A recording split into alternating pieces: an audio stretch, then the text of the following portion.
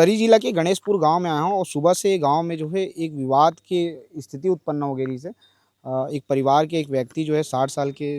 जो व्यक्ति है वो ख़त्म हो गए और लाश ला लेके परिवार वाला मन हा शमशान घाट के जो पास है वहाँ पे बैठे हुए हैं और स्थिति काबर पैदा हुई सोला जानबो ना मन हा ये लाश ला लेके कत्ता टाइम ले बैठे है सब बातचीत कबन भाई कौन कौन रहे हो तुम एती आ जाओ ना यार का नाम है तोर मोर नाम चंदन कुमार चंदन ये का हो रही भाई काबर ये हुआ थी कहानी ये विवाद है कि हमन संत रामपाल जी महाराज के शिष्य हन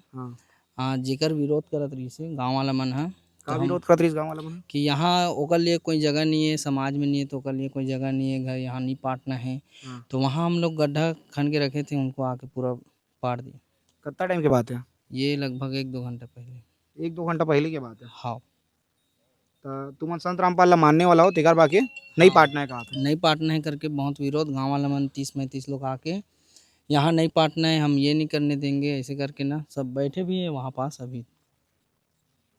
तुम्हारा कोई भी स्थिति में पाटिल नहीं था यहाँ का नहीं देन कहा ऐसे तुम्हें जो करना है कर लो ऐसे करके।